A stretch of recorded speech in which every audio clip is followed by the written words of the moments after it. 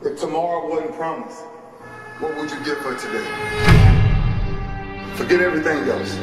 Forget that there was any sunlight left. What would you spend today thinking about? Yourself or the man that's beside you?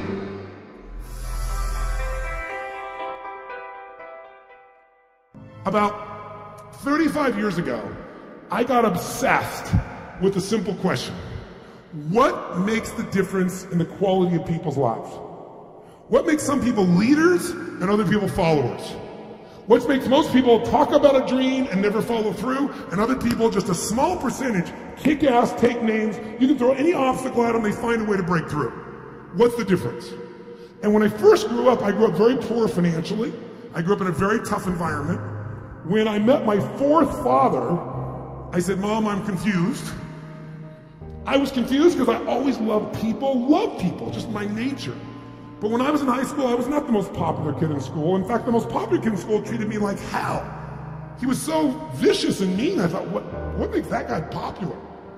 So it made me obsessed to want to know why people's lives turn out so differently. And my first answer, growing up poor with no great role models, was, well, some people are just lucky. They grew up in a family where everybody loves each other and they stay together.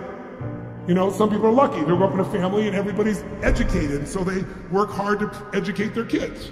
Or some people are lucky. They grow up in a family with lots of money, so they have resources to travel and learn and expand and do whatever they want. And as much as I wanted to believe that story, that some people are just lucky, that they had a better family, when you pay attention and you're even slightly honest with yourself, that story doesn't hold up, does it? Because when you look around, what happens to people that were truly given everything and they don't have to work for it? What happens to the person who's born and they got total love and support from their family? They have total financial abundance, they don't have to worry about it whatsoever. They got all the great education. What happens to the majority of those? Not all, but the majority of those people don't build any muscle. They're not hungry because everything was given to them, so they don't have any hunger that could give them drive. Which if you ask me, Tony, what's the single most important key to success above anything else? It's not talent, it's not skill, it's hunger. If you get enough hunger going in you for an answer, you'll find the answer. If you get a hunger enough inside of you that says, I gotta take things to the next level, I gotta achieve, I gotta make a difference, I gotta expand, you will find the answer. People's intelligence will expand if they got enough hunger. But if you got everything and you're not hungry, you're not gonna have much. Look at the pathetic people you read about in the rag newspapers who are given everything. And as a result, what do you find out? The majority of people that are given everything, you find them living in rehab. They've been getting everything else, and they're going in and out of rehab for drugs or alcohol or something else. And then you find these people that life seems to have stepped on. You know the kind of people I'm talking about? Life has kicked them in the face. They've experienced tremendous injustice. Nothing has been fair to them. They've been abused mentally, emotionally, sexually, spiritually, whatever. And very often, those are the very people that most of us are inspired by, who achieve levels that most people never dream about and who touch society. For example, what would you guess would be the future for a child if I describe their background? Because most people think biography is destiny. What you've been through determines who you are. And most of us, if we're not succeeding, can tell everybody the stories of why we're in that place. But it's much more fun to tell people where you are today in spite of what happened in your life. That's a much more interesting story, isn't it? Most of us go through life pretending that we don't have any special goals or ambitions or desires, when really deep down inside we do really want more.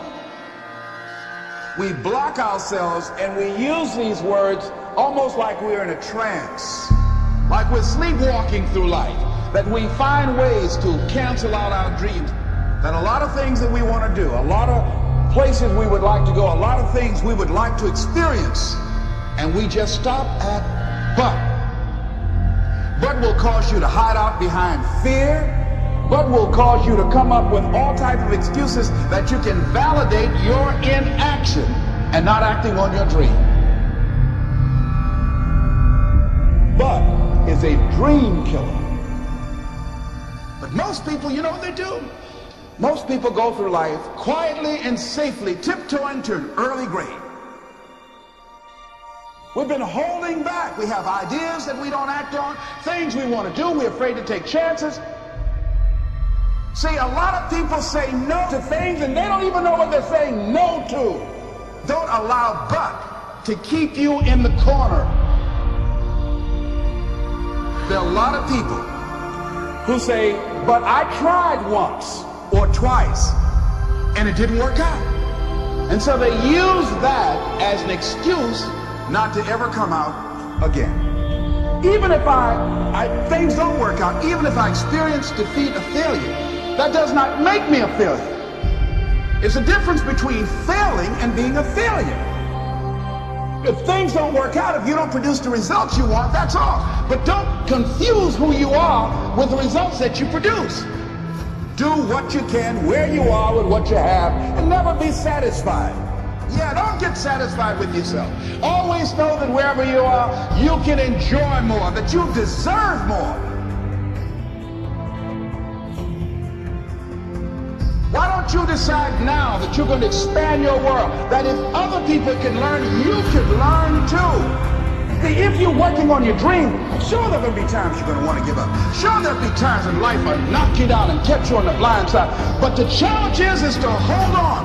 And if you hold on tenaciously, I say the universe is on your side. See, if you don't decide to act on your dream, if you don't decide to make a decision to live your life, if you don't decide to step into your fears, if you don't decide to say yes to your life, it will never work for you. You got to live what's in you. Life is just too short and unpredictable. But what do we say? But there'll always be tomorrow. Oh no. There are no guarantees you're going to show up tomorrow. Always something there to build a case of why you can't move on, why you can't grow to the next level, why you can't begin to manifest your greatness, why you can't begin to live life on your terms. That you're going to say, it's not worth it? Yes, that's going to be right there for you. It's going to be in your face, telling you to go back. So if you want to do something, if you thought about something you want to do, take it head on. Life will never be the same again. Live your dream.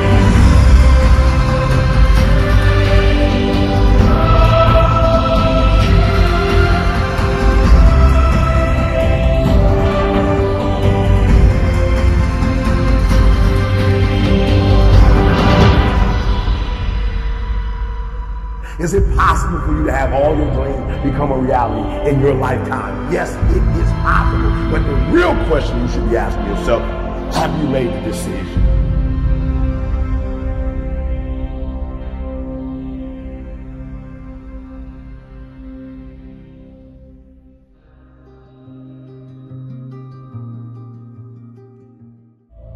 There are a lot of people, you're not successful in life, not because you ain't got talent, not because you ain't got skills, but your character ain't right. And I've told you this before, that if you're not careful, your talent will take you places that your character can't keep you. So what's your motive?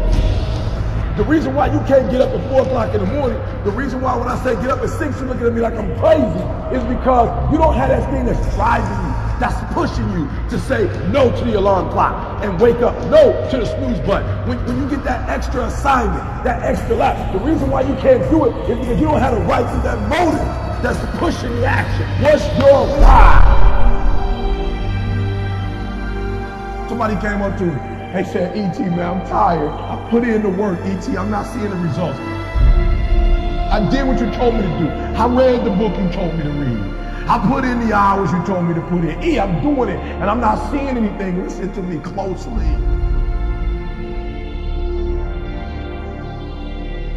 Why do you do what you do? And that's so important. It's not enough just to be a doctor. You got doctors who got terrible bedside manners. Terrible. You got lawyers who are skilled but arrogant. And we talk about character right now. What's your motive? What moves you? What drives you?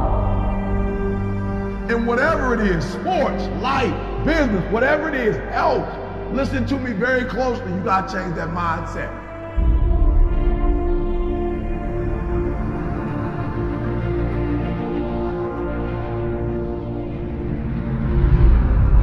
Even in your action, while your action is good, you got to ask what drives it, what guides it, what moves it, what's the spirit behind it, what's the reason behind it, what's the purpose behind it.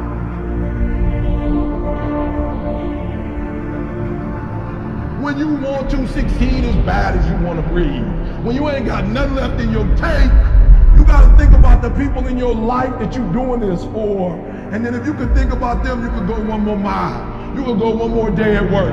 You can find a scholarship. Listen to me, when you're doing it for somebody else, when you like that lion, if I don't grind, if we don't grind, if I don't grind, they don't eat. This is it.